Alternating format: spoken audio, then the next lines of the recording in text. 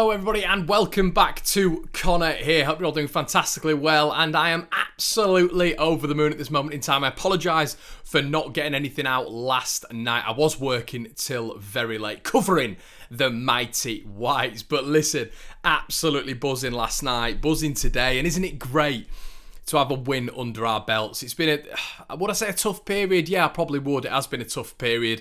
Two sort of maybe reality checks in Crystal Palace and Leicester, but at the same time we've come back with absolute fury, pragmatism, dynamism, fluidity, expertise, solidity.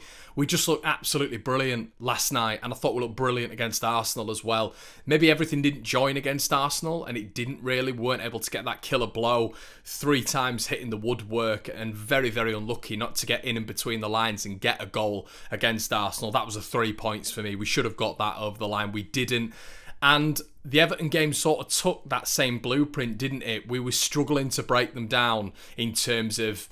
Actually, no, I'm going to contradict myself here, because we didn't really. We didn't struggle to break them down. We got through them at will, actually. It was like a knife through butter, a hot knife through butter. And one man stood out for me in terms of offensive output, and that was Rafinha, who looks absolutely everything worth that 17 million. I thought the exact same thing against Arsenal. His first full debut, he was excellent. He was brave, he's raw, he's talented, he's skillful, he's got everything about his game. He is literally the Brazilian that everybody wants in their side, and he is looking everything worth, what, 17.5 million? I reckon we're going to reap the rewards of that one, 100%, as I like to say. But yeah, it's been a weird period for Leeds, you know, conceding 8 goals in 2 games, but then getting 2 clean sheets against, for me, 2 of the top 5, 2 of the top 6 in the English Premier League. So you can't really go against the grain, really. What are we, 11th, 12th position, 14 points. I'm absolutely over the moon with that. And I thought we took Everton to the cleaners last night. I thought they had, what, 2 offside goals, but if we're measuring it on that, we had an offside goal, which for me was a lot closer than both of their offside goals.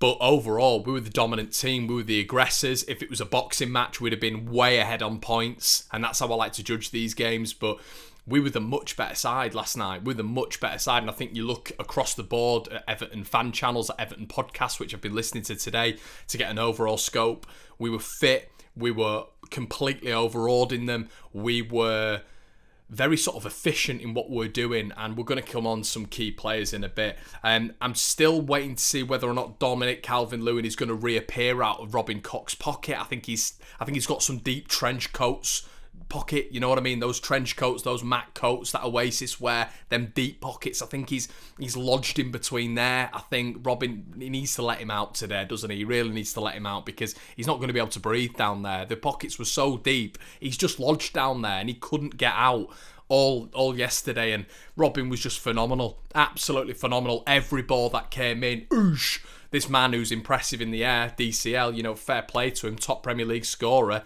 didn't get a touch yesterday. And a lot of people are not touching on that in terms of how we restricted them. They weren't able to get any flow going, any momentum going. You can talk about injuries, but, you know, we had injuries. So it all equals itself out. There's an equilibrium there. And Leeds just took control for me. And there were certain standout players, as I've just said, Robin Koch, who his pass percentages were very good. He was coming into the midfield as well to give Kalvin a little bit of assistance on occasions when Leeds were progressing through the transitions and through the thirds. He just marked DCL extremely well. There was a lot of sort of arms into the back and then bang, nodding the header, because, you know, we know DCL's very good in the air, but Koch was just smart, very smart. And, you know, for a young lad, he did an absolute job on DCL. And you know, a lot of Everton fans that I know were telling me it's going to be a guarantee that he scores. He wasn't further away. He couldn't have been any further away from our goal for me. He was ineffective, completely ineffective. We cut off the supply. We neutralised James Rodriguez absolutely perfectly. He didn't get into the game, and any time he did get into the game, he was just on the floor, rolling round. But aside from that, there wasn't really any threat. I thought Richarlison, anytime he got the ball, looked a little bit progressive, but anytime we recovered the ball, he wasn't getting back enough. And this is what we said in the preview. If they don't get back, and if they're not able to recover when Leeds turn that ball over in their half, with the wingers helping out the fullbacks, they're going to struggle. And you saw that in the first half. Iwobi was getting absolutely murdered. And I appreciate it's not his natural position. I do, but I think even if, you had Digne and Coleman on wing backs, I think we'd have still murdered them yesterday on those wings. We're too good and dynamic on wings anyway. Naturally against Manchester City, against Wolves, against any team we've played really this season, Liverpool, we can play a full strength side, and on the wings we will get more joy than the opposition team. We're just extremely effective on the wing. So I think Digne, he might have improved them a little bit. Coleman might have improved them a little bit, but I think we'd have still ran them down as we do every single side on the flanks. We do. We're a very good team. If anything, we lose it down the middle. And why do we lose it down the middle? Well, here you go, guys and gals. The reason we lose it down the middle, and last night was the confirmation, was because of our Yorkshire Pirlo. Our man, the reinvigorated, the new version of David Batty. Absolutely brilliant last night, Kalvin Phillips. The best game I've ever seen him play for Leeds United, ever. I've never seen him play a better game than that. Absolutely head and shoulders above everybody else on the pitch. Man marking, he was sort of varying his man marking. He was on James at points. Then he'd press onto Alan when Alan was coming forward. Decore wasn't even in the game. I don't think he touched the ball. And he was 10 out of 10 for me. Was absolutely superb. I think his pass accuracy was 95%, which is phenomenal for how progressive his passing was. It was never side to side. It was always a switch balls. Every ball was a switch. And this is what we were missing against Leicester. This is what we were missing against Palace. Someone to break up, play defensively, which he did yesterday on numerous occasions, and someone who can get us going quickly going forward. That is the reason we were hammered against Leicester and we conceded 4 against Crystal Palace. It was because of Kalvin Phillips not being there. It's because we didn't have a natural anchor, a natural person who can break up the play and get Leeds moving quickly. You take him out of that side, Leeds struggle to work in the Bielsa system, and that was shown in those 2 games. So for me, those games are outliers. Those games are outliers because Leeds didn't have the best player on the pitch. What would have happened in that game if Crystal Palace didn't have Zaha? What would have happened in that game if Leicester didn't have Jamie Vardy? They might have had all the players injured that game, which Leicester did, but taking out Jamie Vardy is it's a cataclysmic scenario, as it was when Leeds lost Kalvin Phillips. So taking him out of the side, Leeds look a completely different team, and you could tell that last night, how he sees things and how confident he is in playing that ball first time. One touch, then bang, 50 yards, 60 yards. We can talk about Alan. I thought Alan for Everton was very good last night. He was probably their best player.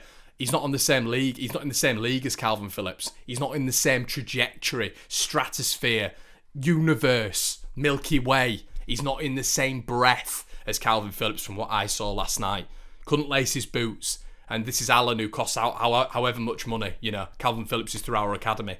Different league. And if Southgate's actually got a brain, which we're not sure he has, he will play him in that #1 role by himself in front of the defence for England, because Kalvin Phillips was just absolutely astronomical last night, absolutely superb, and I'm so proud that he's from Leeds. He's one of our own, and he can put performances in like that. Leeds' first win at Goodison since 1991. It's been coming, and there was a lot of comparisons as well. Last time Leeds went down to Goodison, we lost 4-0 and Steve Watson scored a hat-trick. Well, yeah, that season we won 3 games all year. We were in financial meltdown and got relegated, and we had to sell all of our best players. And it was the downfall of Leeds United. There was just so many comparisons. Will it happen again for Leeds? It's 16 years ago, and now we're a completely different outfit, a completely different club, a completely different regime, and we looked absolutely on it last night. I was screaming on 75 minutes for him to bring Rodrigo on. What do I know? And I think we all were screaming for him to bring Rodrigo on. He didn't. He stuck with the team. Poveda came on. Costa should have had 1 at the end. Costa should have had 2 at the end. He looked a bit nervy when he came on. Poveda looked very, very progressive. I'll be honest with you. A lot of people might disagree with me here. I don't think Jack Harrison had his best game. There was a lot of sort of passes going astray from him. I thought a lot of the balls into the box were a little bit... Alioski was okay, I thought, but the standouts for me were Robin. Meslier was unbelievable again. We had to make some key saves. I don't think Everton really... I really like Everton, great club, but I don't think... If they'd have gone 1-0 up, it'd have been completely unjust and completely against the run of play. Yes, it was open, but the amount of chances we had... We made for a large portion of that game, we made Jordan Pickford looked like a goalkeeper instead of a miniature T-Rex. You know what I mean? We actually made him look like a goalkeeper. He was saving your Rafinha's header, Bamford's effort, Harrison's effort off the line. We had about 3 shots off the line, hit the woodwork. I just thought we were dominant, absolutely dominant. And I told you that maroon kit is beautiful, and it works. Leeds wear it, it works. But honestly, unbelievable. I was really happy with the performance last night. You stress out your mind when you're watching Leeds because of how open we are and how teams can move very, very quickly against Leeds United, especially counter-attacking teams. But I thought we just mauled the midfield. We mauled that midfield, and I've said this numerous times. You win the midfield battle in the Premier League. In the Premier League, you win the game. You win that midfield, you win the game. 100% happens every single time. The midfield battle is so key, and we won that in abundance last night. I thought we were absolutely superb. The result of the weekend for me, we've gone away to Goodison. As I said, we've not won there since 1991, and we've just put on a show. And how they got away with just 1-0, I will never know. How Arsenal got away with just 0-0, I'll never know. And we go on to Chelsea, don't we? Next week. Listen, let's just measure expectations. This is a team who it's one of the richest clubs in the world. They've spent money. Oil club. They are just, Roman Abramovich's baby. So we're not going there and expecting to get anything. So measure your expectations. We really have got to measure expectations. Seeing stuff on social media after we got beaten by Palace, abusing players, abusing Bielsa, get him out, get Big Sam in from some donuts. What I'm trying to say is, if we lose this game against Chelsea, where there's a big likelihood we will, just because of metric, how much they've spent on their squad, how much we've spent on ours, don't be downhearted. It's been a really good start. We need to always look at the bottom 3, okay, and look at their start. You look at a team like Sheffield United, even West Brom, Fulham, Burnley, all these teams. Leeds are exceeding expectations right now. We're going to lose a couple of games. Chelsea's probably likely that we're going to lose it, but then we've got Newcastle, then we've got West Ham. They're the games that are winnable. They're the games that, we can go there and expect something. But just measure your expectations, please, with Chelsea, because I saw some absolute nonsensical stuff after we lost to Palace, you know what I mean? So, guys, what an incredible result, an incredible weekend for the Whites. I think we're up to 11th, as I said, 11th or 12th now, and we're on our way up. What an incredible win. And that's not to say, by the way, that we can't go to Chelsea and get a result, because we can, but, let's measure it, yeah? Let's just chill. But unbelievable performance. Buzzing with that. If you've enjoyed the video, guys, if you enjoyed me being back, slap a like on it. Get your comment in the section below. Do you agree with what I was saying about Harrison? Do you think Phillips is the best player on the pitch? I know we're speaking in the Yorkshire Live department. Berron gave him a 7, Kalvin Phillips, which I couldn't believe. I thought he was a 10 last night. But there's a lot of, differentials in opinion. So let me know in the comment section below, guys. Have a wonderful evening, and I'll see you in a bit.